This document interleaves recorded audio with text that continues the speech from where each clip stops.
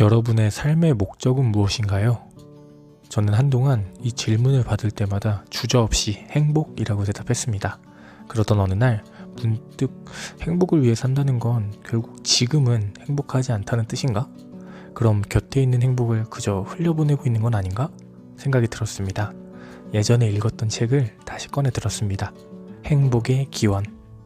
연세대 심리학과 교수님으로 재직하고 계시는 서은국 교수님께서는 행복을 진화론적 관점에서 분석해서 글로 쉽게 풀어주셨습니다.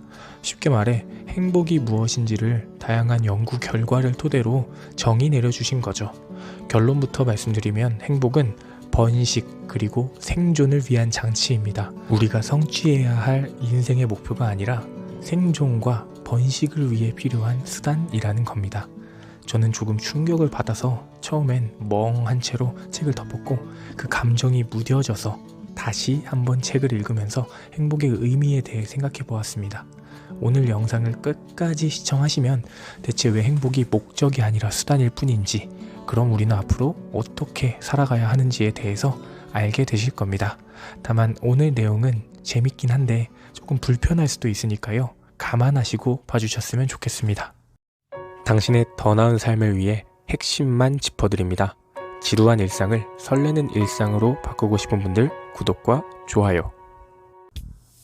우리는 왜 행복을 목표로 생각하게 되었을까? 세상 만사를 어떤 원인이나 목적, 계획과 결부시켜 생각하는 관점을 철학에서는 목적론이라고 한다. 자연의 그 어떤 것도 그냥 존재하는 것이 아니며 분명한 이유와 목적을 품고 있다는 생각. 흐드러진 벚꽃을 보면서 이 꽃은 나를 웃음 짓게 하려고 피었구나 생각하는 사람이 있을까요? 그냥 자연의 이치에 맞게 꽃이 핀 것뿐인데 내 마음대로 꽃에게 목적을 부여하는 거죠. 나를 웃음 짓게 하기 위해서 폈다 라는 목적 말이죠. 서은국 교수님께서는 우리가 목적론적 사고를 극복해야 행복을 제대로 바라볼 수 있다고 말합니다. 우리는 모두 아무런 이유 없는 우주에서 살고 있다는 걸 알아야 합니다. 꽃은 그저 자연 법칙에 의해 핀 것뿐이죠. 꽃이 나를 웃음 짓게 하려고 핀 게 아니라 자연스럽게 핀 꽃을 보고 내가 웃음 짓게 되는 거죠. 이 문장을 행복에 적용하는 게 오늘의 핵심입니다. 우리는 행복하기 위해 사는 게 아니라 살기 위해 행복한 것이다. 살기 위해 행복하다고? 꿀벌은 꿀을 모으기 위해 존재하는 것이 아니고 인간도 행복하기 위해 사는 것이 아니다. 벌도 인간도 자연의 일부이며 이 자연 법칙의 유일한 주제는 생존이다. 행복은 생각이 아니라 감정입니다.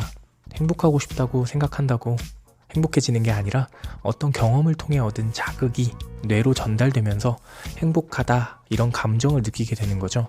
그렇기 때문에 과학적 관점에서 보면 긍정적으로 생각하라 이런 조언은 우리가 행복해지는 것에 큰 영향을 끼치지 못합니다. 인류가 살아온 시기를 1년으로 압축을 해보면 문명 생활을 1시간은 고작 2시간이라고 해요. 나머지 364일 22시간은 싸움, 사냥, 그리고 짝짓기에 전념해 온 것이죠. 생존을 위해서요. 그리고 그렇게 쌓인 생존 본능은 우리의 유전자, 즉 뇌에 깊숙이 저장되어 있습니다. 30년 동안 누적된 밥 먹고 바로 누워버리는 습관도 이겨내기가 참 힘든데요.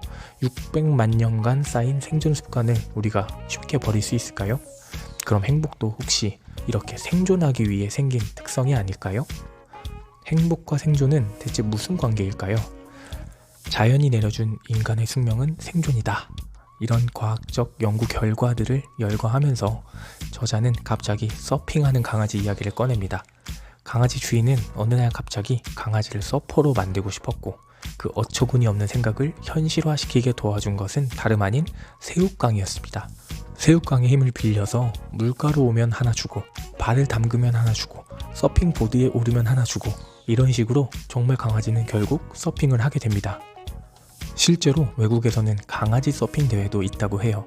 제가 보여드리는 사진 속 강아지 조조는 산책하다가 맹견에게 공격당했던 트라우마를 서핑으로 이겨냈다고 하는데요. 조조가 매일매일 오래오래 행복했으면 좋겠습니다. 조조의 영상은 영상 끝에 공유하도록 하겠습니다. 다시 본론으로 돌아와서 저자는 행복이 새우깡과 같은 역할을 한다고 말합니다. 자연이 우리가 생존을 할 수 있도록 생존에 필요한 행동을 할 때마다 행복감을 느끼도록 설계했다는 겁니다. 음식을 먹을 때 행복감 하나, 데이트를 할 때 행복감 하나, 이렇게 말이죠. 개인적으로 이런 사실을 인정하고 싶지 않지만 제가 언제 행복감을 느끼는지 떠올려보면 결국 모두 생존과 번식으로 이어진다는 사실을 부인할 수가 없었습니다. 지방 가득한 음식이 더 땡기는 건 생존을 위한 에너지를 더 잘 확보하기 위함이고, SNS 좋아요가 기분 좋은 이유도 많은 사람들에게 인정을 받고 그들에게 속해 있을수록 생존 확률이 높아지는 원리랑 똑같은 거죠. 단순하게 생각해보면 관심을 받으면 번식 확률도 높아지겠죠. 이제 결론에 다가갑니다. 조금만 힘내세요. 그럼 우리는 언제 행복을 느끼는 걸까? 돈을 많이 벌 때? 뉴욕에 살던 제프 렉스데일은 이별 후 외로움에 몸부림치다가 전화번호와 간단한 문장 하나를 적어서 뉴욕 맨해튼 곳곳에 붙입니다. 뭐든 대화하고 싶은 사람은 저에게 전화하세요. 외로운 제프. 몇 명에게 전화가 왔을까요? 자그마치 7만 명입니다. 그것도 세계 각국에서 말이죠. 사람에게 가장 필요한 건 사람이라는 증거입니다. 우리 조상들은 집단으로부터 소외되거나 고립된다는 건 죽음과 같은 말이었어요. 그래서 생존 비법으로 사회적 식욕을 갖게 됐습니다. 뭉살흐쭉. 뭉치면 살고 흩어지면 죽는다. 우리는 사람을 통해서 가장 강렬한 기쁨과 즐거움을 얻을 수 있게 설계되었습니다. 그런데 이쯤에서 한번 생각해 보시겠어요? 그럼 돈은 생존도, 번식도, 그리고 사람까지 얻을 수 있는데, 그럼 결국 돈이 행복을 결정하는 가장 중요한 요소가 될 수 있지 않을까? 반은 맞고 반은 틀린 얘기입니다. 다양한 연구 결과에 따르면 돈과 같은 외적 요인들이 행복에 영향을 끼치는 정도는 10%라고 해요. 하루 3끼 식사를 못할 정도로 가난한 사람에게는 매우 중요한 행복의 조건이 되겠지만 지금 우리는 그렇지 않잖아요? 그래서 영향이 굉장히 적습니다. 돈이나 출세와 같은 한 번의 큰 기쁨은 지속성이 떨어지기 때문에 오히려 문제가 되기도 합니다. 한 번에 큰 기쁨을 느껴버리면 기쁨을 느끼는 높이가 높아져 버려서 작은 행복을 누리지 못하는 역효과가 생긴다고 해요. 로또 당첨자들이 결국엔 피폐한 인생을 살아간다는 이야기 들어보신 적 있으시죠? 큰 기쁨의 역효과에 무너진 것이라고 할 수 있어요. 게다가 우리는 생존을 위해서 자주 기쁨을 누리도록 행복감이 금방 리셋되게 설계되어 있습니다. 큰 돈을 벌었을 때의 기쁨을 넘을 만한 또 다른 기쁨을 찾아내야 하는데 그게 쉬운 일은 아니죠. 저 역시도 유튜브 구독자 100명이 된 순간 사실 미친 듯이 기뻤습니다. 그런데 금방 또 덤덤해지더라고요. 그 다음 200명이 됐을 때 100명 됐을 때처럼 기뻤을까요? 기분은 좋긴 했는데 100명 때보다는 기쁘지 않았어요. 제 뇌가 더 많은 구독자 수를 원하는 거죠. 그럼 행복의 조건이 사람이라는 거야? 해답은 성격, 그 중에서도 외향성, 사회성이 높아야 한다고 합니다. 외향성이 높으면 사람과 보내는 시간이 높아지고 자연스럽게 생존과 번식 확률이 높아지기 때문이죠. 슬프게도 외향성에 가장 크게 영향을 미치는 건 유전자라고 합니다. 그럼 내 유전자를 안 좋게 받으면 나는 불행한 건가? 슬프지만 상대적으로 그럴 가능성이 높다는 얘기입니다. 그래서 저자는 연구 결과를 통해서 찾아낸 행복한 사람들을 이야기해 줍니다. 여러분 스스로 행복한 사람인지 한번 확인해 보세요. 첫째, 시시한 즐거움을 여러 모양으로 자주 느끼는 사람. 둘째, 이미 가진 것을 충분히 좋아하는 사람. 셋째, 자유와 표현을 이해해주는 문화권에 사는 사람. 나는 내가 가진 것에 만족도 못하고 자유로운 문화권도 아니다. 그런 사람들을 위해서 저자의 이야기로 책 리뷰를 마치려고 합니다. 각자 자기 인생의 갑이 되어 살아보는 것에 좀 더 익숙해지는 것이다. 세상이 나를 어떻게 보느냐보다 내 눈에 보이는 세상에 더 가치를 두는 것이다. 사람은 행복의 절대 조건이지만 나의 모든 것을 버리고 오직 남을 위해 사는 것은 바람직하지 못하다. 각자가 가진 독특한 꿈, 가치와 이상을 있는 그대로 서로 존중하며 이해하는 것. 이것이 사람과 함께 사는 모습이다. 그래야 사람의 가장 단맛을 서로 느끼며 살 수 있다. 하나만 더 들려드릴게요. 행복의 핵심을 한 장의 사진에 담는다면 어떤 모습일까? 그것은 좋아하는 사람과 함께 음식을 먹는 장면이다.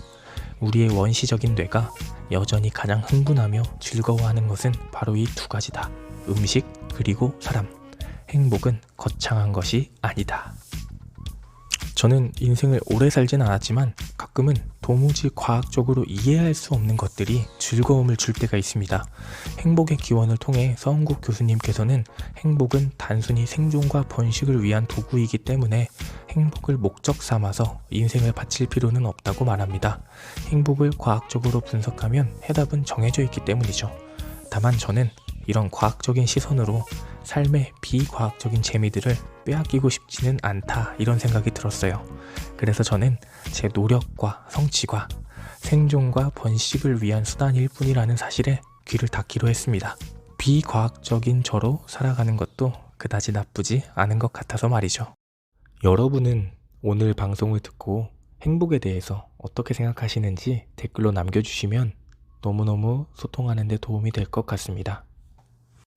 당신의 더 나은 삶을 위해 핵심만 짚어드립니다. 지루한 일상을 설레는 일상으로 바꾸고 싶은 분들 구독과 좋아요,